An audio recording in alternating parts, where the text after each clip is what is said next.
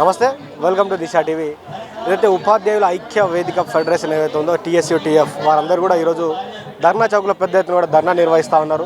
వివిధ డిమాండ్లతో కూడా వారి ఇక్కడ రావడం జరిగింది. అసలు వారి యొక్క డిమాండ్లు ఏంటి, వారు ఏం న్యాయం కోరుకుంటా ఉన్నారు, అందరూ ఎందుకు ధర్నా చౌక్ బాట పట్టారో అడిగి తెలుసుకుందాం.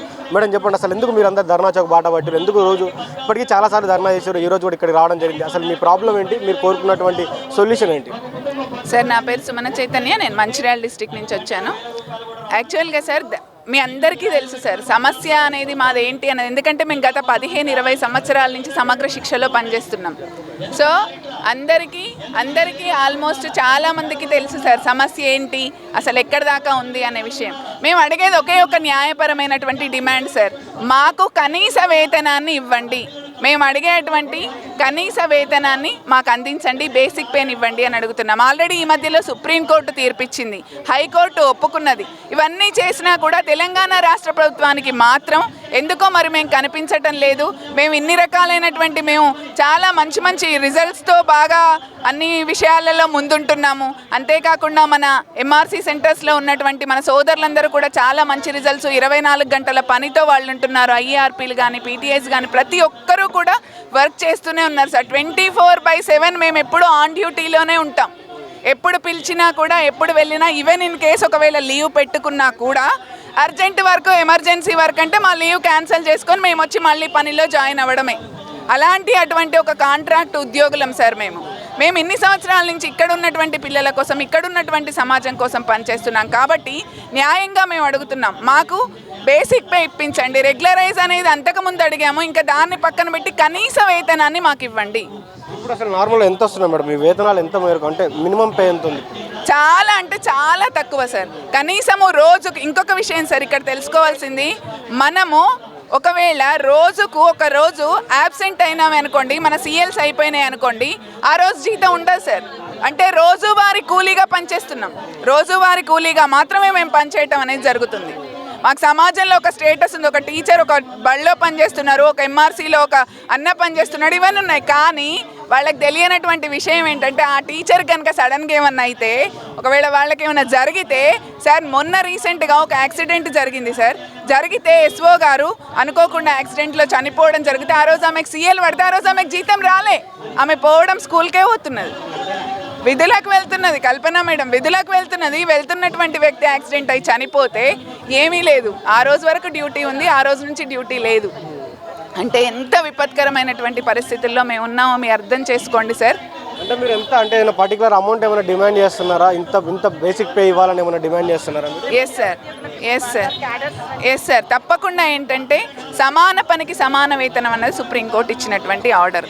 దాని ప్రకారంగా మేము అడిగేది ఏంటంటే, సమాజంలో ఉన్నటువంటి ఉపాధ్యాయులందరికీ ఎంత వేతనం ఉంది, మిగతా అన్ని వింగ్స్లలో పనిచేసేటువంటి జూనియర్ అసిస్టెంట్స్కి కానీ, మిగతా అన్ని వింగ్స్లో పనిచేసేటువంటి వాళ్ళకంటే, మన సమగ్ర శిక్షలో ఉన్నటువంటి ప్రతి క్యాడర్కి చెందినటువంటి ఉద్యోగికి, ఇదే విద్యాశాఖలో పనిచేస్తున్నాం, ఇదే విద్యాశాఖలో ఉన్నటువంటి వేరే డిపార్ట్మెంట్లలో ఉన్న టీచర్లకి ఎంత బేసిక్ పే వస్తుందో ఆ బేసిక్ పే మాకు ఇవ్వండి అని అడుగుతున్నాం. గవర్నమెంట్ టీచర్ వాళ్ళకి ఎంత ఇస్తున్నారో మీకు కూడా అంత ఏమని అడుగుతా ఉన్నారా?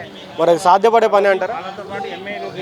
ఎస్ సార్, అన్నీ అదేంటంటే సార్, మేము అడగడానికి కూడా మమ్మల్ని కూడా డిఎస్సి ఎట్లా కండక్ట్ చేశారో అట్లాగే తీసుకున్నారు. ఇంటర్వ్యూ జరిగింది, ప్లస్ ఎగ్జామ్ జరిగింది, రోస్టర్ విధానంలోనే మమ్మల్ని సెలెక్ట్ చేయడం అనేది జరిగింది. ఇవన్నీ కూడా పద్ధతి ప్రకారంగానే అన్ని ఎలిజిబిలిటీస్, పీజీ బీఈడీలు ఉన్నవాళ్ళు, తర్వాత రకరకాల వింగ్స్లలో వాళ్ళకి కావాల్సినటువంటి అర్హతలు ఉన్న వాళ్ళని తీసుకోవడం జరిగింది. కాబట్టి ఎందుకు సాధ్యం కాదు అని అనుకుంటున్నాను సార్. తప్పకుండా సాధ్యం అవుతుందనే మేము అనుకుంటున్నాం. ఒక బేసిక్ పేనే మీ ప్రధాన డిమాండ్, ఇంకా మిగతా డిమాండ్స్ ఏమైనా ఉన్నాయా? మీరు దీంట్లో చాలా డిమాండ్స్ ఇంక్లూడ్ చేసినట్టున్నాడు మీ బ్యానర్ మీద, ఇంకేమైనా ఉన్నాయా? ఎస్ సార్, చాలా డిమాండ్స్ ఉన్నాయి.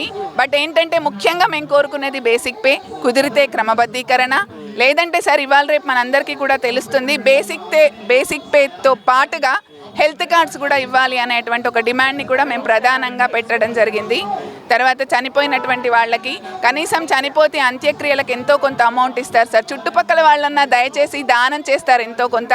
ఆ చనిపోయినటువంటి మా ఉద్యోగులకు కూడా ఎలాంటి ఏమీ లేదు. మేమే ఒక్కొక్కరం గ్రూపులలో పెట్టుకొని కొంత అమౌంట్ వేసుకొని ఆ కార్యక్రమాలు నిర్వహించడం అనేది జరుగుతుంది. సో అలా కాకుండా మరణించినటువంటి ఉద్యోగులకు వెంటనే ఎంతో కొంత చెల్లించటము, ఎక్స్గ్రేషియా లాంటిది ఇవ్వటము, వాళ్ళు ఇచ్చిన సర్వీస్కి గుర్తుగా ఇవ్వాలని అయితే కోరుతున్నాం సార్. సో మీ టీచర్లు అందరి తరపున ఎవరైతే కాంట్రాక్ట్ బేసిక్ టీచర్ మీరు అందరు ఉన్నారో మీరు అందరి తరపున మీరు ప్రభుత్వానికి ఒక విషయం చెప్పాలనుకుంటే ఏం చెప్పదలుచుకున్నారు? సార్ మేము చెప్పదలుచుకున్నాము అని అంటే ఒకటే, ఈరోజు TSUTF నిర్వహించేటువంటి ఇందిరా పార్క్ ధర్నాకు రావటం ఇది మొదటిసారి కాదు సార్. చాలా రోజుల నుంచి కూడా మమ్మల్ని TSUTF అనేది ముందు నుంచి కూడా మమ్మల్ని అంటే మేము ఒక 6,000 జీతం నుంచి ఇక్కడ దాకా రావడానికి గటువంటి కారణం కూడా TSUTF. వాళ్ళు ఇచ్చినటువంటి మార్గదర్శకత్వంతో మేము ఇక్కడ దాకా వచ్చాము. మాకంటూ ఉద్యమం అనేది తెలిసింది. ఈరోజు మేము చెప్పేది ఏంటంటే మేము ఇప్పుడు 3 దశల పోరాటాన్ని తీసుకున్నాం సార్. ముందుగా మేము నల్ల బ్యాడ్జీలతో లంచ్ టైంలో నిరసన ప్రదర్శన చేశాం. 16వ తేదీన ప్రతి జిల్లాల్లో కూడా కలెక్టరేట్ల దగ్గర ధర్నా కార్యక్రమం, నిరసన కార్యక్రమం నిర్వహించాం.